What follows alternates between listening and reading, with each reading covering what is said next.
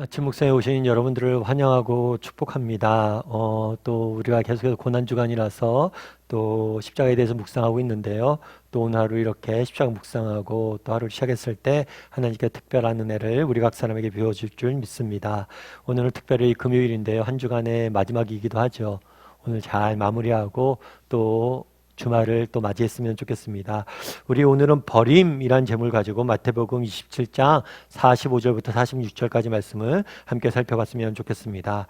먼저 우리 45절부터 46절까지 말씀을 함께 살펴볼까요? 제 6시로부터 온 땅에 어둠이 임하여 제 9시까지 계속되더니 제 9시쯤에 예수께서 크게 소리질러 이르시되 엘리 엘리 라마 사박다니 하시니 이는 곧 나의 하나님 나의 하나님 어찌하여 나를 버리셨나이까 하는 뜻이라. 예, 우리가 계속해서 예수님의 십자가 위에서 하신 말씀을 살펴보고 있어요. 첫째 날에는 기도, 그래서 자신을 십자가에 못 박는 사람들을 위해서 용서를 구한 기도를 하셨죠. 그리고 둘째 날에는 강도에게 자신과 함께 십자가 못 박히는 강도에게 그 믿음의 고백을 듣고 확신을 주시기 위해서 말씀하시는 모습들을 보았어요.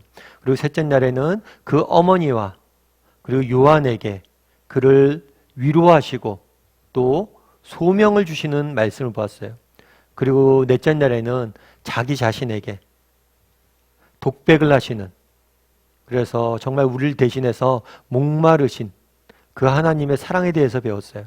그런데 오늘 넷째 날, 다섯째 날은 뭐냐면 다섯 번째 누구에게 얘기냐면 하나님에 대한 대상이 바뀌는 거죠. 사람들에게 했다, 이번에는 하나님에게 말씀하십니다. 그럼 하나님에게 어떤 말씀을 하셨을까요? 오늘 본문에 보면 이렇게 되어 있어요. 제6시로부터 했는데 이 6시는 우리나라 시간으로 하면 12시예요. 12시. 그리고 9시는 오후 3시예요. 오후 3시. 그러니까 오후 12시부터 3시까지 3시간 동안 어떤 일이 있었냐면 온 땅에 어둠이 임했다라고 이야기합니다. 그래서 이 어둠이란 무엇이냐, 무엇을 상징하냐, 성경에서 어둠은 심판을 상징을 해요. 여러분들 출애굽 사건 아시죠? 출애굽 사건 날 때 이집트에서 이집트의 재앙을 하나님께서 내리잖아요. 이 심판의 재앙을 내리실 때 마지막으로 뭐가 있냐면 태양빛을 잃어버려요. 그래서 그 땅에 온통 어둠이 임했다. 그래서 이 어둠은 심판을 의미하고 이 어둠은 악과 고통을 의미합니다.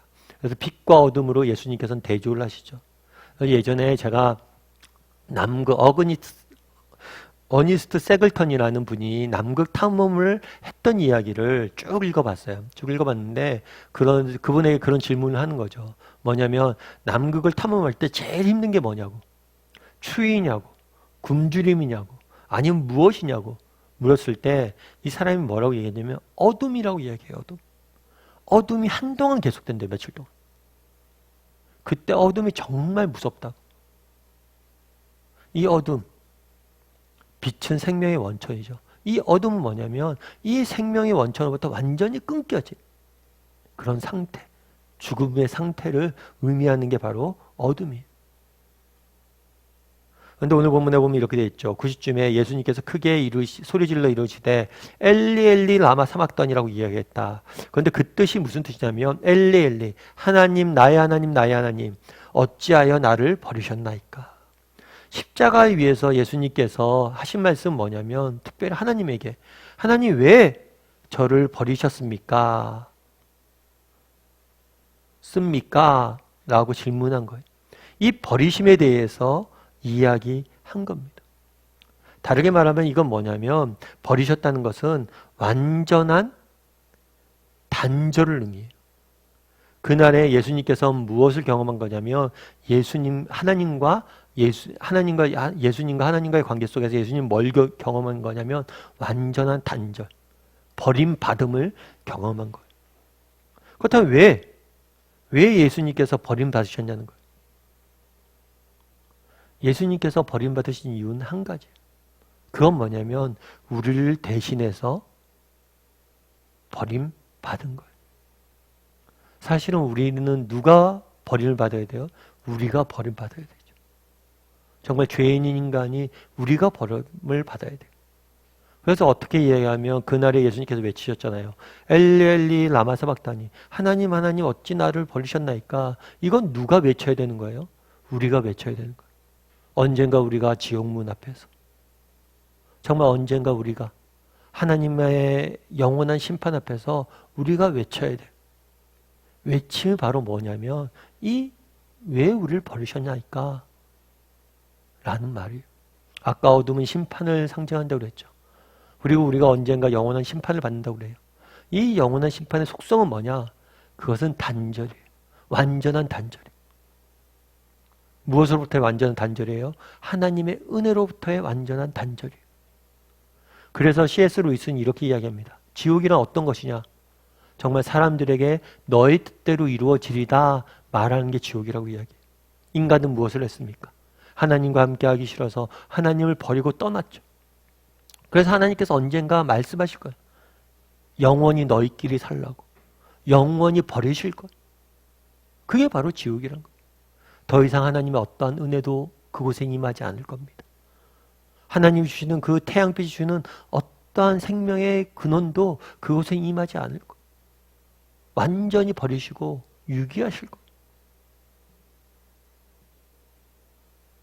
그래서 그날에 예수 그리스도가 외쳐야 될 외침은 뭐였어요? 우리가 외쳐야 될 외침이죠. 그런데 재밌는 거는 그거예요. 오늘 본문에 보면 어둠이 임했다고 그랬잖아요. 이 어둠을 심판의 상징이라고도 볼 수 있어요. 그런데 이 어둠을 좀 더 이렇게 문학적으로 해석하신 분은 이렇게 이야기하시더라고요. 뭐라고 이야기하냐면 그날에 아들의 죽는 모습을 차마 하나님이 볼 수가 없어서 눈을 감으셨다. 보지 못했다. 그날에 예수님 뭐라고 이야기합니까? 하나님 왜 나를 버리셨습니까? 라고 이야기를 해요. 그것에 대해서 하나님께서 응답하셨어요? 응답을 안 하셨어요. 십자가 위에서 예수님이 대화를 나누실 때 누군가와 늘 대화를 나누셨어요. 그런데 이 순간만큼은 예수님이 외치셨지 그 누구도 대답하지 않으셨어요. 하나님은 일부러 그 아들의 외침을 등을 돌리신 거예요. 왜요? 오늘 본문은 어떤 모습을 보여줍니까?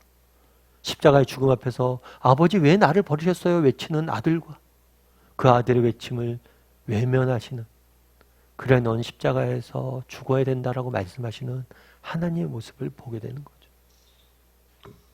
여러분, 예전에 저희 아이가 손이 다친 적이 있어요. 그때 이제 할머니가 우유를 끓이려고 물을 이렇게 뜨거운 물을 이렇게 받아놨는데 아이 어렸을 때 막 이것저것 치고 다니잖아요. 근데 그 물을 쳤어요. 그래서 아이가 손에 화상을 입은 거죠. 그래서 급하게 우리가 병원에 데려갔어요. 병원에 들어갔는데 이게 얼마나 아파요, 화상이니까.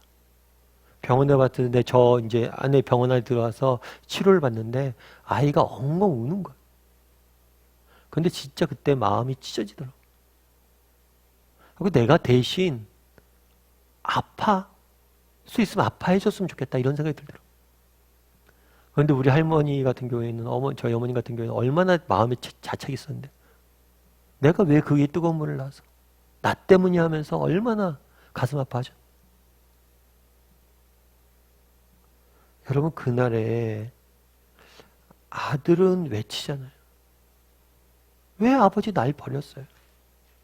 아버지는 그걸 외면하잖아요. 이게 얼마나 큰 사랑인지 알아야 돼요. 그걸 왜 외면하셨어요? 우리를 위해서 그런 거잖아요. 우리를 대신해서 버림받은 것이고 우리를 대신해서 자기 아들을 버린 거잖아요.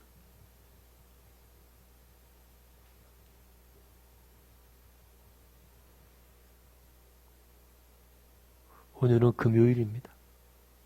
예수님께서 십자가에 못 박히신 날이라고 우리가 알려져 있어요. 정말 오늘 하루 다시 한번 십자가의 사랑에 대해서 묵상해 봤으면 좋겠어요. 십자가 위에서 왜 나를 버리셨냐고 울부짖는 그 예수님의 외침과 그것을 외면하시고 등을 돌리시는 그 하나님의 그 사랑을 다시 한번 묵상하는 시간들이 되었으면 좋겠어요. 그리고 그 사랑을 다시 한번 정말 우리가 얼마나 큰 사랑을 받았는지 기억할 줄 아는 사람이 되었으면 좋겠어요. 그럼 우리가 두려워할 게 없잖아요. 무서울 게 뭐가 있어요? 얼마나 큰 사랑을 받았는데.